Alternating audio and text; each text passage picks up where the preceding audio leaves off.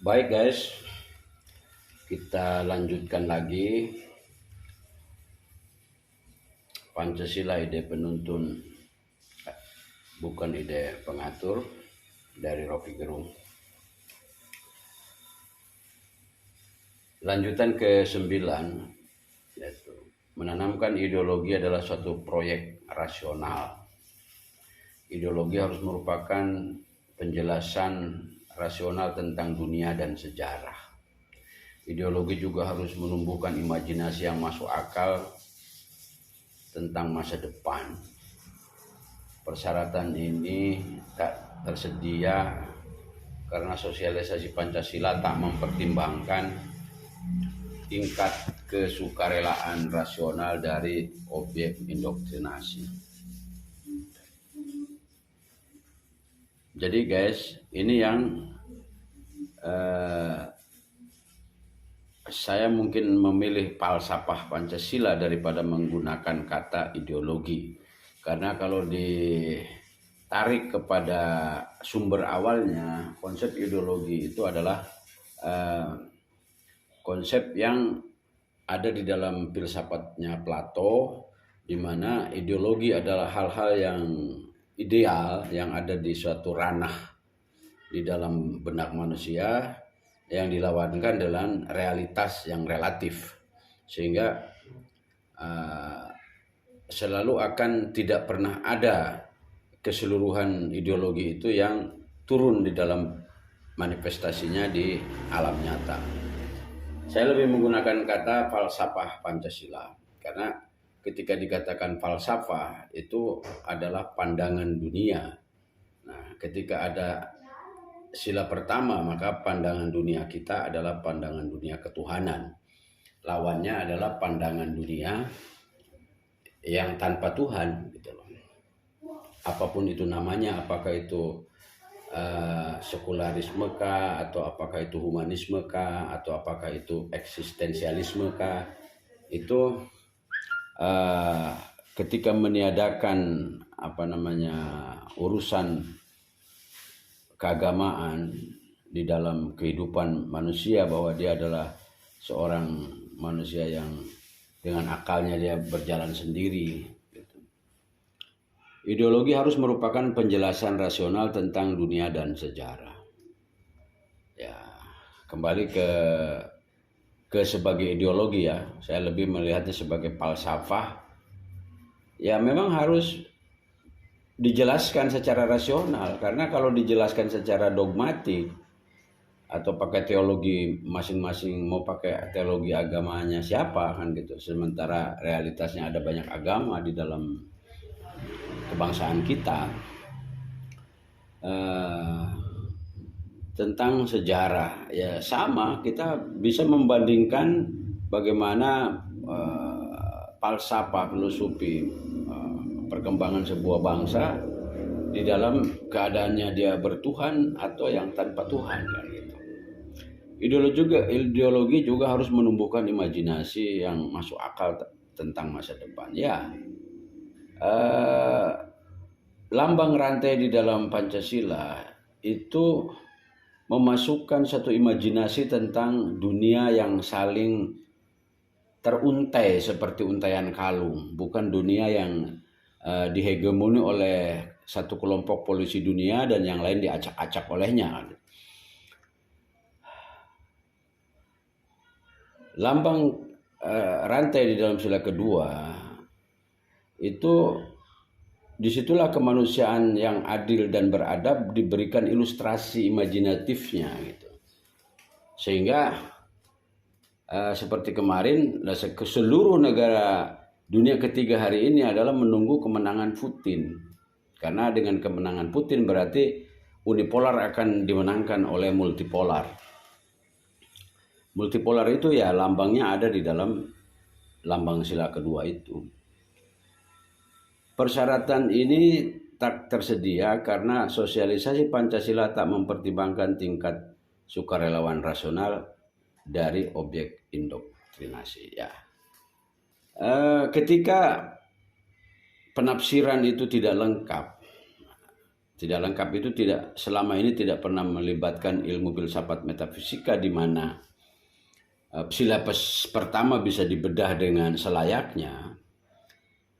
Kecenderungan sosialisasi Pancasila yang menimbulkan sikap tidak dengan sukarela dari masyarakat ya jadi percuma saja. Itu kan sama dengan ketika mendidik anak disuruh sembahyang, tapi sesudah balik sudah tua masih disuruh juga, jadi dia akan kehilangan inisiatifnya. Kapan sembahyang saya yang tidak dipaksa kan?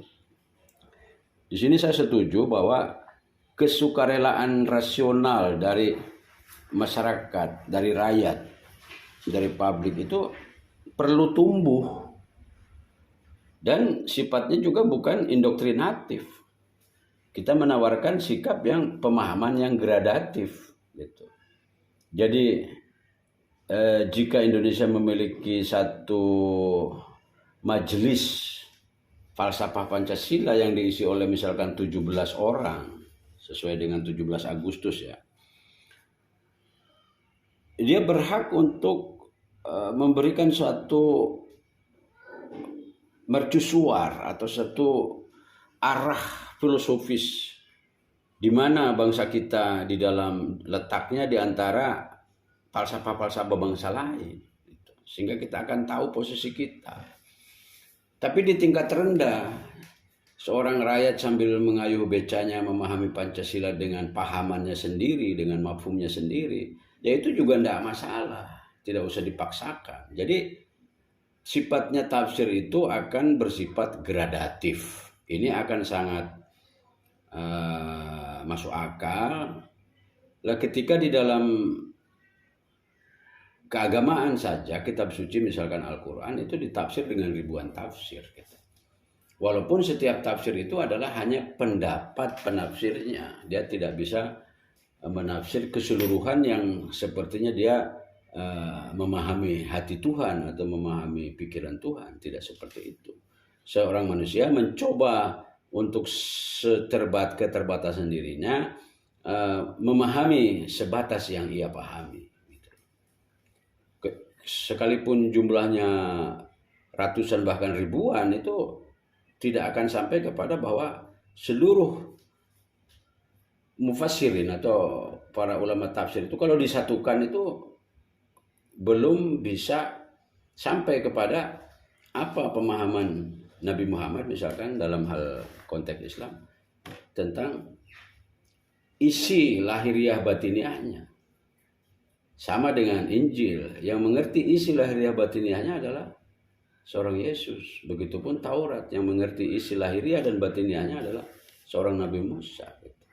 Atau orang-orang yang diberi wasiat setelah itu, seperti misalkan Nabi Yusak atau seterusnya. Penerimaan Pancasila lebih sekedar karena kewajiban jabatan atau maksimal sebagai penanda patriotisme.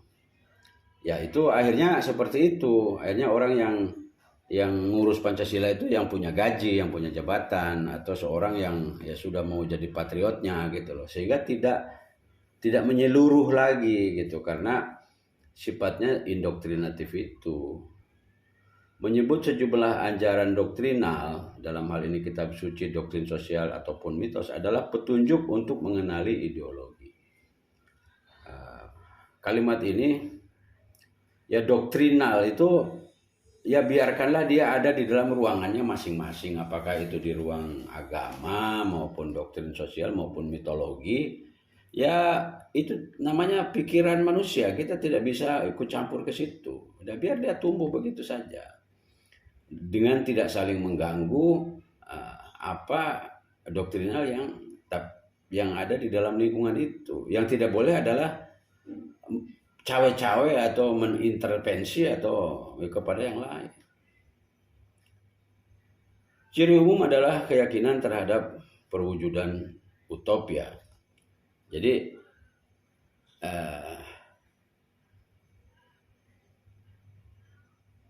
apapun yang menjadi satu yang diyakini, ada juga dikatakan aliran kepercayaan itu. Lah itu tidak masalah, itu bagian dari ketika Tuhan menganugerahkan rasionalitas lewat akal manusia, kemudian akal itu menafsir sesuatu, ya sudah, itu biar menjadi tafsirannya sendiri. Nah, yang harus dilakukan oleh kita adalah menyusun bagaimana falsafah Pancasila ini atau falsafah bangsa ini bisa memafhumi seluruh keadaan ini, kemudian bisa memberinya pemahaman ke bawah.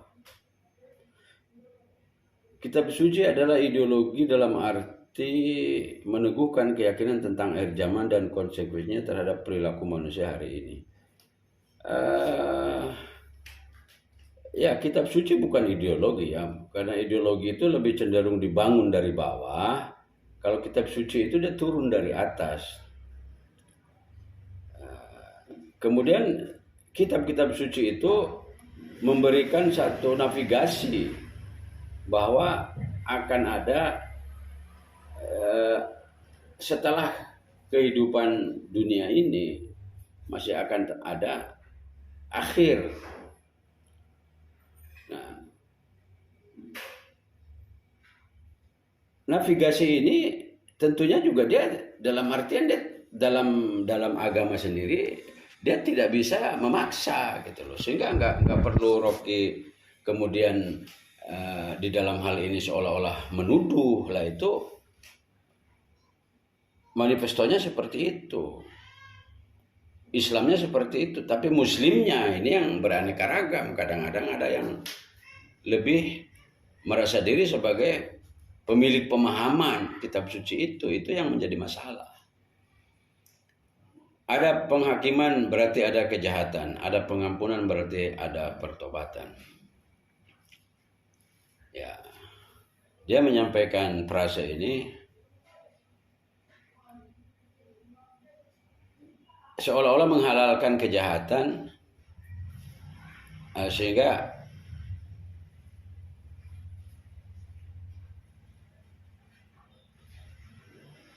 dikontradiksi dengan penghakiman. Ya tidak bisa seperti itu. Kejahatan itu ya tidak perlu diselebrasi lah. Biarlah itu menjadi satu kekeliruan tak sengaja dari perjalanan manusia, kan gitu. Bahwa dalam konsep-konsep itu terdapat relasi kekuasaan, itu adalah urusan analisis sosiologi dan filsafat. Ya. Sebetulnya tidak bisa dikatakan relasi kekuasaan ketika kedaulatan itu di tangan rakyat, dan jika semuanya terpahami di dalam satu bangunan atau konstruksi mafhum yang ini, ya semuanya menjadi tersambung. Menjadi TNI, menjadi Polri, menjadi presiden, itu semua adalah wakil yang mewakili kedaulatan rakyat itu. Jangan kemudian merasa berkuasa sehingga muncul kata relasi kekuasaan. Nah, kekuasaan harus tetap berada di dalam kedaulatan rakyat, gitu, dengan tandanya adanya pemilu, dan rakyat harus mengawalnya agar amanat yang diberikannya itu 5 tahun ke depan itu sesuai dengan apa yang diinginkan oleh rakyat. Maka disitulah ada ruang-ruangan yang namanya ruangan pers, ruangan hak publik untuk tahu, dibuat undang-undang informasi publik dan lain sebagainya. Bahwa dalam konsep-konsep itu terdapat relasi kekuasaan, itu adalah urusan analisis sosiologis lah. Bahwa terjadi juga bisnis iman untuk mengakumulasi pahala, itu adalah wilayah kajian ekonomi politik tanda. Ya, kata bisnis iman yang dikaitkan dengan pahala itu Rocky melihat di dalam keagamaan itu dari sisi fikih ya, karena di dalam fikih itu sering mengkonversi tindakan itu kepada pahala. Sebetulnya kalau ada juga tinjauan sufistik di mana dia melakukan sesuatu itu tidak rakus pahala, tapi karena cinta. Jadi ada berbagai macam pendekatan menuju kepada Tuhan di dalam satu agama itu yang tidak murni sebagai pandangan fikih yang Rocky katakan sebagai bisnis iman ini. bahwa persaingan politik kebenaran juga melatari faksionalisme dalam ajaran agama itu adalah urusan sejarawan. Ya, saling benar sendiri itu sebetulnya suatu fenomena yang misalkan Al-Quran sendiri menganggap itu adalah hal buruk, tapi dilakukan. Kullu hizbin bima ladaihim farihun. Satu ayat mengatakan begitu. Setiap golongan parihuna itu merasa bangga dan merasa sudah dia yang benar. Bima ladaihim farihun. Apa yang ada di tangan kami ini yang sudah final, yang tidak bisa. Pada dasarnya di dalam agama pun perwatak seperti itu dinyatakan tidak baik. Artinya di dalam seseorang melakukan keagamaannya, pemahamannya tentang agama itu kan selalu koma, akan selalu diperbarui per hari. Dan ketika dia kemudian mengamalkannya juga amalannya akan terupgrade sesuai dengan pemahamannya seperti itu. Sehingga tidak ada kata titik di sini. Yang ada adalah ketika seseorang merasa sampai di titik, disitulah justru seseorang telah menemukan kecelakaannya. Ini yang seringkali terjadi disoroti oleh Gerung, padahal oleh agama juga hal itu dinyatakan itu tidak baik. Jadi lalu bagaimana dong lah? Sehingga Rocky hanya melihat agama itu dari yang dilakukan oleh umat-umatnya saja, ya tidak seperti itu. Saya satu contoh saja, misalkan FPI, kemudian sering kelihatannya brutal apa, tapi kan kalau ditilik dari asal usulnya kan Pam Swakarsa itu dari rejim juga yang membuat itu untuk mengantisipasi adanya sidang umum, apa kemudian bermetamorfosis jadi apa, jadi 212 itu berelasi kepada yang kemarin disebut sebagai hegemoni politik intelijen. Itu barang buatan gitu, yang kemudian tidak bisa dialamatkan kepada Islam gitu loh. Bahwa dulu ada DITI itu juga sama, itu juga keterkaitannya dengan Permesta maupun PRRI, itu juga ada jejak-jejak CIA di situ. Jadi kembali ke hegemoni politik intelijen lagi. Jadi jangan campur baur, lebih baik kita kembali kepada yang jelas-jelas ikut membuat Pancasila itu NU dan Muhammadiyah, dan perwakilannya itu ada Pak Muzakir dengan bapaknya Gus Dur yaitu Wahid Hasyim. Itu jelas karena dia ikut membuat dari awal. Ya sudah, yang sisa sedikit yang tidak ikut membuat, yang sekarang muncul di dalam Islam baru dalam warna PKS, dalam warna HTI, itu gejalanya lebih kepada ideologi transenden yang diimpor ke Indonesia atau diekspor dari sana kan gitu. Sehingga itu ya jangan dari situ mulai batu tapakannya, karena dia muncul di media dan ada di pusat kota besar Jakarta. Tidak, kasihan masih ada orang-orang agama yang di kampung-kampung yang lebih banyak jumlahnya yang tidak menjadi pertimbangan pemikiran Rocky. Tetapi yang fundamental dalam ideologi adalah ia harus secara utuh untuk menyeluruh memberi ekspansi pada politics of hope dan menghubungkannya dengan politik of memory. Pada tuntutan itulah Pancasila mengalami dilema, karena politik of memory Pancasila justru berisi Piagam Jakarta. Dilema inilah yang pada setiap momen politik strategis muncul kembali dalam psikologi kecemasan. Apakah negara agama yang akan dituju? Terutama bagi kalangan minoritas, kecemasan itu mudah dieksploitasi untuk kepentingan elektoral pemerintah. Ya, itu sudah dilakukan semenjak pemilu pertama, itu sudah dibuat peta supaya di dalam pencucian otak atau diisi di dalam otak kita itu yaitu materi perang dingin. Materi perang dingin yang sudah nyata bahwa 73 tahun negara Uni Soviet dengan penduduk yang begitu banyak, dengan negara bagian yang ya, sekitar 15 negara. kemudian runtuh tanpa sebutir peluru pun, itu artinya apa? Artinya rakyatnya sendiri sudah tidak percaya kepada ideologi itu. Kemudian Cina sebagai yang kedua itu juga sudah tidak percaya, hanya mereka mengambil politiknya, ya, mengambil politiknya artinya mayoritas untuk memiliki otoritasi politik itu, yaitu partai komunisnya tetap tidak dibuang, akan tetapi masalah sama rata sama rasa, masalah konteks ekonominya dia buang semua, karena dia mengatakan tidak penting dengan kucing hitam atau kucing putih, yang penting bisa tangkap tikus. Jadilah Cina yang seperti sekarang ini, yang mana dia lebih muda 4 tahun dari Indonesia tetapi memiliki kemajuan yang pesat. Mereka juga sama, rakyatnya banyak, setengah mati, tapi politiknya itu tidak terganggu atau tidak mudah disusupi oleh politik barat, sehingga dia bisa menjaga pertumbuhan ekonominya di dalam ketenangan politik, tidak seperti kita yang selalu diacak-acak, selalu dikocok setiap periode. Ya, misalkan yang mendukung Jokowi juga Amerika, tapi di akhirnya tidak didukung. Sama SBY juga dibuat begitu, sama saja. Soeharto juga dibuat begitu, ya Soekarno juga sama. Jadi kembali ke penyebutan Piagam Jakarta tadi, marilah kita arif di sini, biarkanlah Piagam Jakarta itu menjadi sebuah etape, dia sebuah masa proses yang tidak usah di blow up, karena justru di situ terdapat kearifan panding padar kita. Artinya bagi panding padar kita sudah menganggap tidak ada masalah gitu loh, nggak ada masalah dengan tidak ada penyebutan agama di dalam sila itu. Artinya ya sudah, sama-sama tidak disebut, tidak ada masalah, yang penting ketuhanan yang Maha Esa.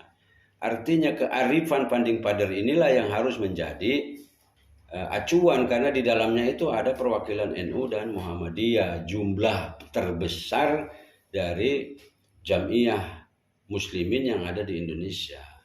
Rocky tidak bisa hanya mengacu kepada Islam kota yang sedikit itu gitu loh, yang kadang-kadang dia lebih bersuara karena adanya di pusat dan mendapat ekspos dari media seperti itu. Sehingga misalkan Gus Dur yang makamnya diziarahi oleh minoritas, itu menunjukkan bahwa di lapangan itu tidak ada masalah, bahwa ada dari tokoh muslim yang bisa diharapkan melindungi minoritas. Jadi bukan soal agamanya gitu, soal orang per orang yang menafsirkan agamanya itu. Tapi kalau yang jumlahnya sedikit ya biarin aja, yang ini harus diatur, sehingga apabila mungkin ke depan itu orang sudah ditumbuhkan dari kecil bahwa kok tidak usah cawe-cawe teologi agama lain, kok tidak usah cawe-cawe teologi madhabnya lain gitu. Nanti akan terus berkelahi karena akan merasa diri benar. Jadi fenomena tadi itu, seseorang itu akan merasa benar, itu bukan hanya di Islam saja, di seluruh agama juga sama. Yang itulah yang ditegur oleh Tuhan melalui kitab sucinya, bahwa kullu hizbin bima ladaihim farihun. Semua akan berbangga dengan apa yang dia peroleh kebenarannya gitu loh.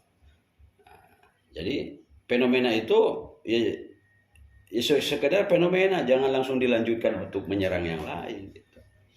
Jadi di dalam dirinya, karena penghapusan Piagam Jakarta itu merupakan peristiwa dengan isi historis yang kontroversial, maka pada setiap situasi historis memori kolektif itu akan kembali menjadi acuan penyelesaian politik. Saya pikir tidak juga. Indonesia belum punya pengalaman Republik Islam seperti Pakistan maupun Iran gitu loh. Yang ada adalah kerajaan-kerajaan seperti Kerajaan Demak atau Kerajaan Tidore, Kerajaan di Sulawesi, di Aceh juga sama. Tapi kan itu kerajaan, jadi kita untuk membandingkannya dengan republik itu kan jauh berbeda, karena konsepnya juga memang berbeda gitu loh. Sehingga Piagam Jakarta yang hanya merupakan etape itu tidak usah diekspos. Yang paling parah itu kan kedaulatan yang ada di dalam Abbasiyah, Bani Utsmaniyah maupun Umayyah itu yang apakah itu misalkan ya berlabel Islam, tapi apakah itu Islam yang itu tafsiran gitu. Karena runtuh, kalau runtuh ya berarti Islamnya juga runtuh, kan nggak begitu. Yang runtuh itu adalah kedaulatan yang mengklaim Islam kan begitu. Sehingga apa yang belum pernah terjadi, bagaimana mungkin itu menjadi suatu memori ketakutan. Memori ketakutan itu justru yang real itu adalah terjadi ketika orang PKI dibunuh jutaan. Ini politik seperti apa yang sampai menimbulkan seperti ini kan begitu. Ya mungkin setiap negara punya terjemahannya sendiri tentang perang dingin. Nah itulah terjemahan untuk Indonesia. Karena di kalangan bawah juga PKI sudah sampai ke kampung-kampung menggali lubang. Kalau dia menang berarti ya kiai-kiainya dikubur. Sudah seperti itu eskalasinya. Jadi yang terjadi pada etape itu, yaitu mau diapakan, ini sudah terjadi. Akan tetapi kitab suci juga menjanjikan bagi yang terzolimi itu akan mendapatkan haknya seperti itu. Jadi seandainya saja misalkan orang tuanya Pak Jokowi itu PKI, seandainya ya, ini seandainya, justru karena keteraniayaannya dari kalangan itu punya satu perwakilan, jadi malah itu sesuai dengan kitab suci. Jadi memahaminya seperti itu. Beda ketakutan awal di masyarakat, beda yang masih diolah di tingkat pusat gitu. Dengan adanya melarang pemikiran, lah pemikiran kok dilarang kan? Ya Gus Dur itulah orang yang prihatin dengan pemikiran nggak bisa dilarang, karena otak ini, rasionalitas ini anugerah Tuhan, yang amanat Tuhan yang membedakan kita dari binatang. Justru dia harus disiplinkan, jangan membuat proposisi yang menyakiti pihak lain, misalnya seperti itu.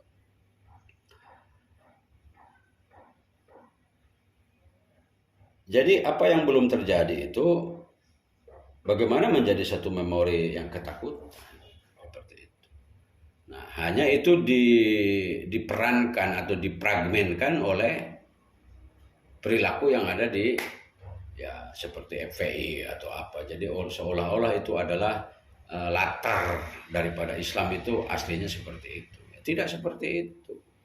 NU sudah dan Muhammadiyah sudah ada lebih awal dari negara ini, dan mereka masih mengawal sampai sekarang gitu. Nah, seharusnya kalau untuk membahas tentang apa yang dialamatkan kepada Islam, Rocky harus berkaca kepada dua jamiah ini gitu loh, bukan kepada dinamika pemikiran Islam kota yang memang sih di blow up oleh media.